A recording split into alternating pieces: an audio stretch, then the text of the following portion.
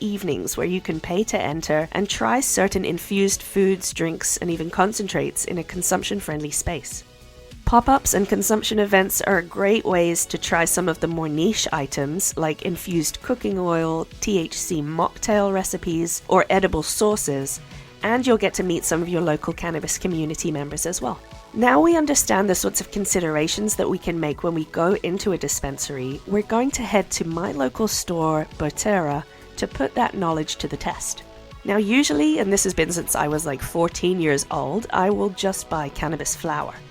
Something that smells dank like gas or something tropical like mango.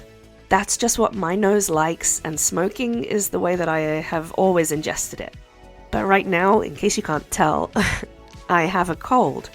So we're going to have a frank talk about what I can pick from, what kind of experience I'm looking for, and see if I can't pick a different product to my normal one that actually does what I want it to do better than my usual go-to bong hit.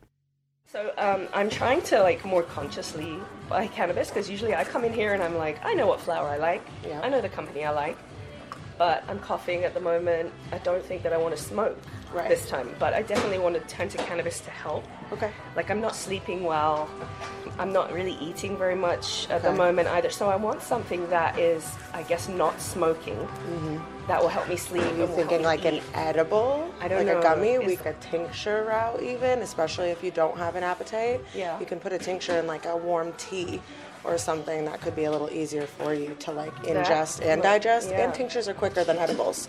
Okay. So an edible can take, say, your 2 to 4 hours. Your tincture's about half hour, an hour-ish. You start to feel the effects. How would long be does a little tincture quicker. last for? Tinctures, I would say it's very similar to edibles, so a few hours after. Yep. For me, it does hit a little quicker. I get a little more of a body wave and rush, and it makes me a little happier. Yeah. I'm like, oh, I feel good now, whether that's giving energy, making you calmer, calming your anxiety, just putting it in a mood lifting, kind of state. Yeah. So there's a couple options we could look at, either with a nano edible or a tincture. Okay, so if I'm talking about tinctures, because edibles don't seem to work on me, maybe because I don't have a gallbladder, I don't know. It could be. Maybe. Does that impact tincture as well? That's a good question. Yeah. But I think it's the way you're drinking it being more sublingual, it's not being ingested the same way as through your liver, like an edible, because you're not eating it in that sort. Typically your tinctures go right under your tongue, so it's being absorbed that way. In your mouth. Just from that knowledge, I would say it's not the same. Okay, so I'm narrowing it down to tincture. Tincture seems better than edibles for me. Right, okay. The quickest onset, most physical high. Yep. That'll affect my body. Yep. Tincture, cool. So that's what I'm thinking. So what tinctures, who do you carry? Let's see. Okay. One big one that we do have is TreeWorks.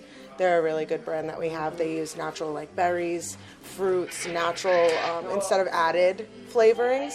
So that's been one of my favorites that I have used. That's one that I would recommend. But for now, TreeWorks, yep. Okay.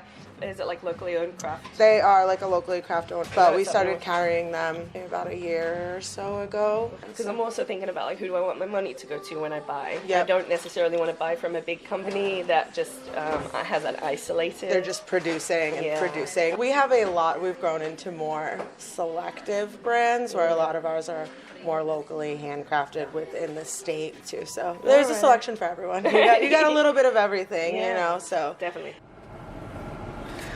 All right, a successful trip to my local dispensary. I let them know what effects I needed, the fact that edibles don't particularly work for me, the fact that I don't want to smoke, and we've narrowed it down to a tincture by a local company, TreeWorks, and I'm going to add it to my cup of tea on the advice of my trustworthy bud tender, and hopefully making this specific selection this time instead of just going for regular bud will actually help some of my ailments. So it turns out if we as consumers can tune into the kind of experience we really want to achieve, we're now living in an age where there is likely a product that can do all of it. We just have to look beyond our usual selections and try something different to see what works best. We hope this episode has helped you to figure out what kinds of questions to ask and what options to consider the next time you visit your local cannabis dispensary. Maybe you'll give a new brand a try, support a local business, or explore and find your perfect buzz. Then you can stock up for the holidays and have a relaxing end of the year celebration. A massive thanks to the folks at Rooted In on Newbury Street in Boston, and happy 1-year anniversary to them. If you're in Boston or the surrounding areas, make sure you check out the Rooted In dispensaries. Next week, it's our final episode of the season where we'll be chatting about the perfect ganja gift ideas with Different Leaf writer John Arvanitis, and we'll be checking in with Different Leaf CEO and publisher Michael Kusek to get the lowdown on what's coming after our hiatus for the Different Leaf magazine and podcast team. Subscribe wherever you're listening right now so you don't miss that next episode. And make sure you're following us on social media at Different Leaf, and I'm on social media at Brit the British. Make sure you've got your merch from xdifferentleaf.com and that you've got your fall 2023 issue of Different Leaf the magazine from differentleaf.com.